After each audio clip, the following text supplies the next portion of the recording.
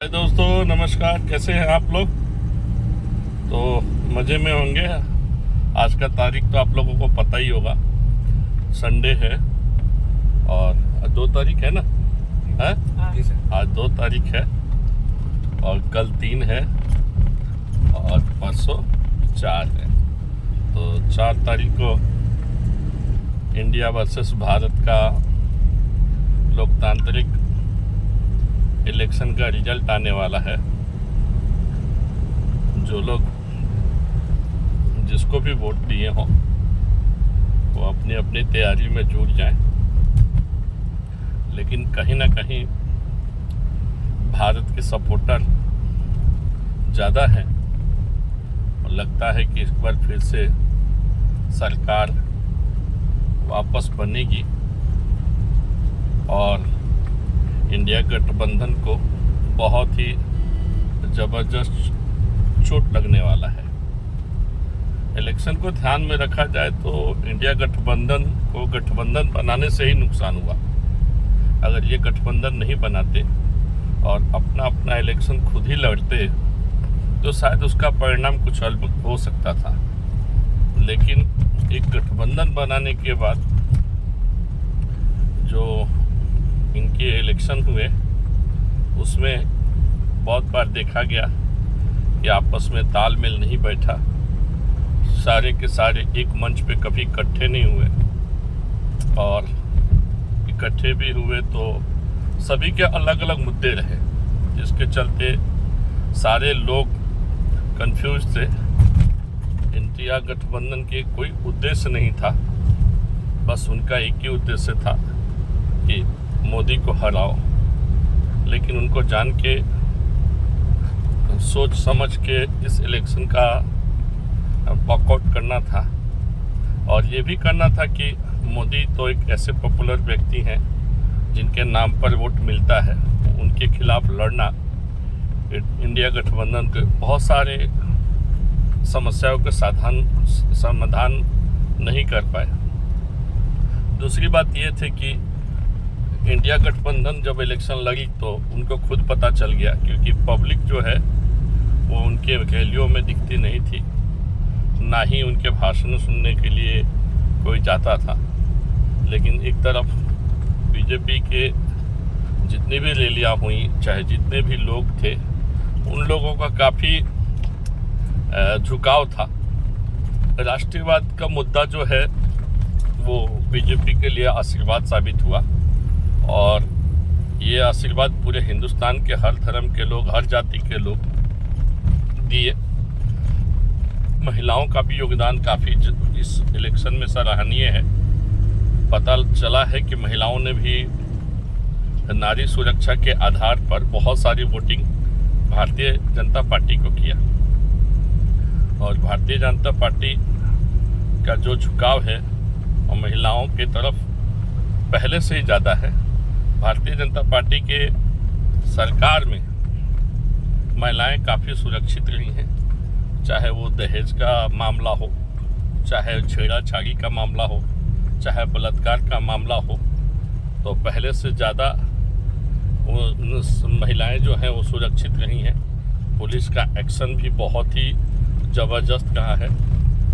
तो इस कारण से महिलाओं ने वोटिंग किया है बीजेपी की तरफ।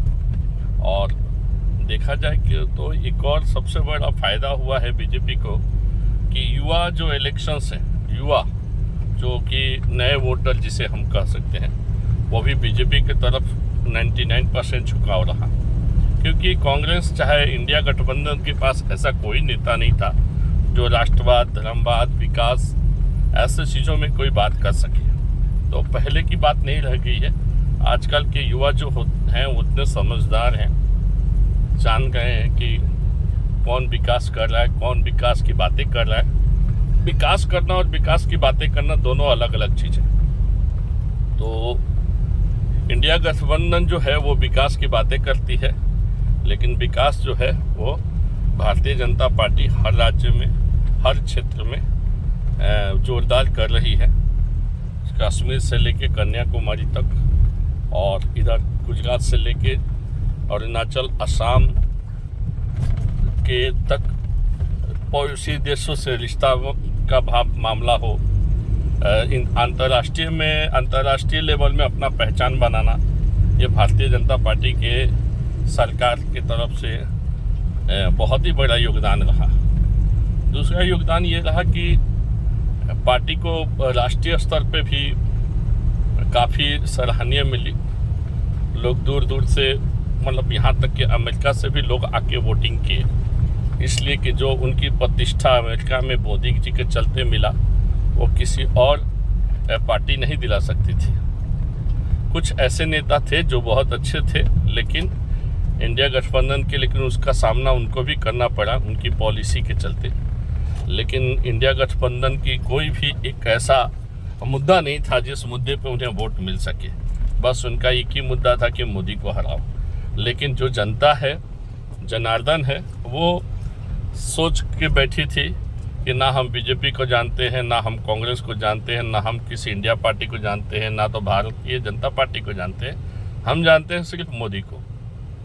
तो मोदी का जो चेहरा है वो चेहरे पे जोरदार वोटिंग हुआ है।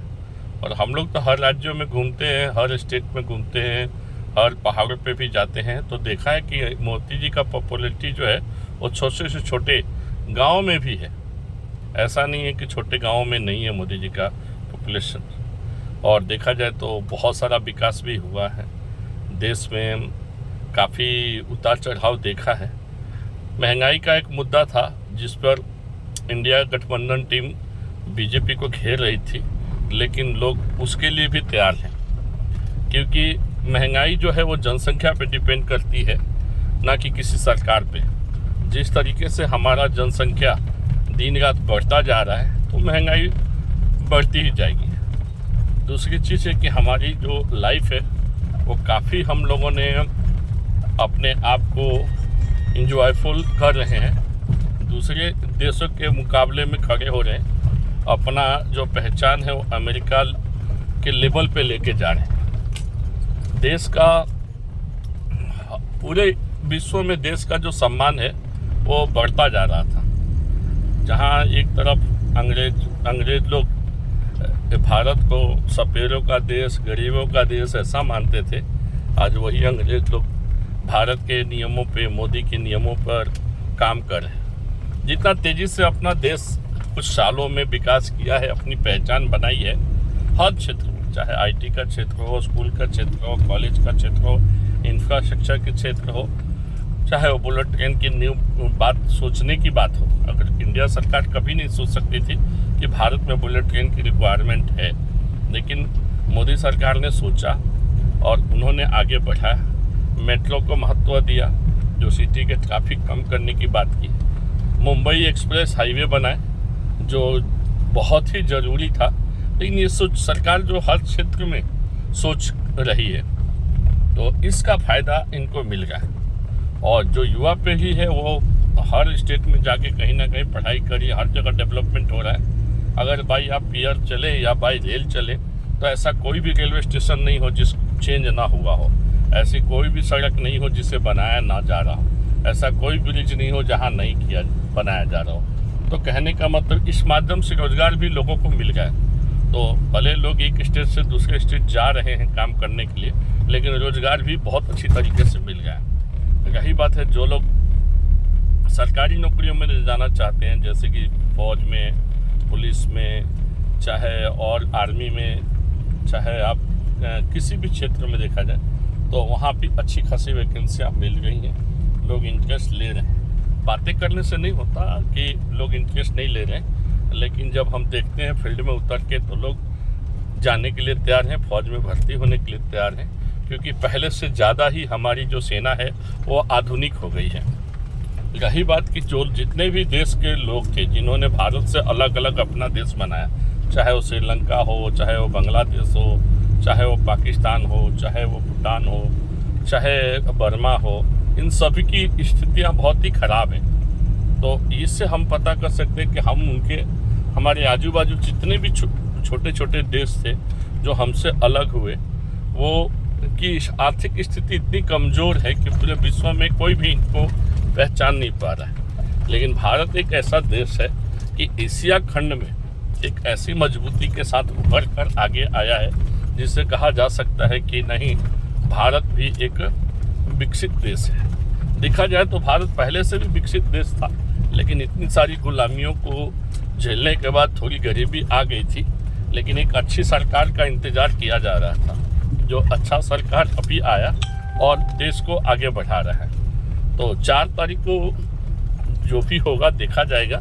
लेकिन जो हवाएं हैं वो बता रही हैं कि सरकार फिर से वापस आ रही है और भारतीय जनता पार्टी का मोदी जी का चेहरा जो है वो निकल के सामने आ रहा है। मोदी जी के चेहरे पे ही वोट मिला है और ऐसा नेता बार बार नहीं आता यार, जिसे अपने परिवार का मोह माया ना हो, देश के प्रति 24 घंटा काम करना। एक भी उन्होंने मोदी जी ने छुट्टी नहीं लिया, हर यात्राएं की, हर देशों में जाकर अपनी भारत की संस्कृति की बात की, उनकी इन्वेस्टर की बात की, लोगों को बुलाया। अच्छी अच्छी कंपनियां हमारे देश में आ रही हैं काम करने के लिए।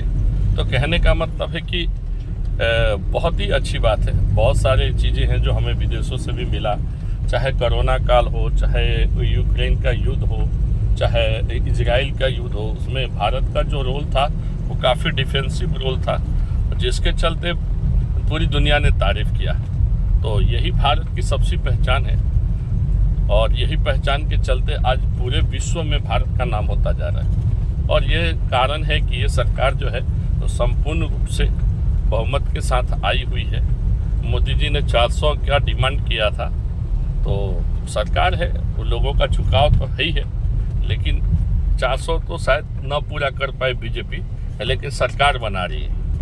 लेकिन 400 न पूरा करने के पीछे ये लोग ये ना सोचें कि कहीं मोदी का जादू नहीं चला है, लेकिन 400 से कम भी नहीं आएगा ऐसा अनुमान लगाया जा रहा है। तो मैं यही कहूँगा कि अच्छी सरकार है। 4 तारीख को जब भी जो भी रिजल्ट आए उसका सब लोग सम्मान करें, ना कि इल्ज़ाम लगाना शुरू कर दे कि भाई मशीन में गड़बड़ था, ये में गड़बड़ था, वो में गड़बड़ था। अरे भाई, पब्लिक का झुकाव ही उधर ही है। तो मैं यही चाहूँगा कि 4 तारीख को मिठाइयाँ का डब्बा खरीद लें, पटाखे खोल लें, जैसे रिजल्ट आएगा फोड़ेंगे, है ना। और उन लोगों को भी निराश होने की ज़रूरत नहीं है जो लोग हार जाएंगे। उनकी अपने एजेंडे को ठीक करें, देश के प्रति, धर्म के प्रति, सबका साथ के विकास के प्रति भावना होना चाहिए। जिस दिन वो लोग भी परिवारवाद से दूर होके अगर राष्ट्र हित की बात करेंगे तो हो सकता है कि जनता का झुकाव उनके तरफ भी हो, लेकिन जनता का झुकाव अभी तो मोदी जी के तरफ है। हमने बहुत लोगों से बात किया, सिर्फ बातें हैं, लेकिन वोटिंग जो पड़ी है जोरदार पड़ी है। हर राज्यों से हम लोगों ने पता लगाया है, तो सरकार तो भारतीय जनता पार्टी की ही बन रही है और इस बार की सरकार काफ़ी मजबूत सरकार बन रही है जो देश को चाहिए। इतनी मजबूत सरकार बन रही है कि आप सोच भी नहीं सकते हैं। और ये भारत की मजबूती है, लोकतंत्र का जीत है। जैसा कि हम जानते हैं दुनिया का सबसे बड़ा लोकतंत्र भारत चला रहा है और इसका नतीजा ये है कि भारत दिन पर दिन आगे बढ़ रहा है। सभी बड़े बड़े कंट्रियों की आर्थिक स्थिति कमज़ोर हो रही है, लेकिन भारत एक ऐसा देश है जिसकी आर्थिक स्थिति दिन पर दिन मजबूत हो जा रही है। देखिए, हम भूखे पेट तो रह सकते पर अपने देश से गद्दारी नहीं कर सकते। सैनिकों के साथ जो आधुनिक हथियार दिए गए, अच्छे अच्छे राइफल दिए गए, बॉडी प्रूफ जैकेट दिए गए, तो ये सब चीज़ें हमें ज़रूरत थी और ये दिया है मोदी सरकार ने और काफ़ी डेवलपमेंट किया है। तो मैं यही कहूँगा कि इस सरकार को एक मौका तो मिल ही गया है और देखते हैं 4 तारीख को। और अगर आपको मेरी विचारधारा में अगर कोई प्रॉब्लम लगता हो, चाहे कुछ ऐसा लगता है, तो कमेंट करके मुझे बताएं। बेझिझक होके आप जितना सलाह देंगे उसी प्रकार से हम आपको मानने के लिए तैयार हैं।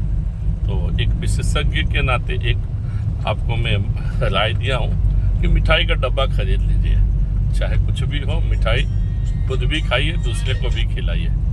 तो इतना कह के मैं अभी अपना विचार रखता हूँ। बाकी मिलते हैं 4 तारीख को। एक लाइव रहेगा मेरा, जैसे दोपहर के 12 बजे मैं आपके सामने आऊँगा और देखते हैं क्या होता है। तो नमस्कार, जय हिंद, जय भारत, फिर मिलते हैं।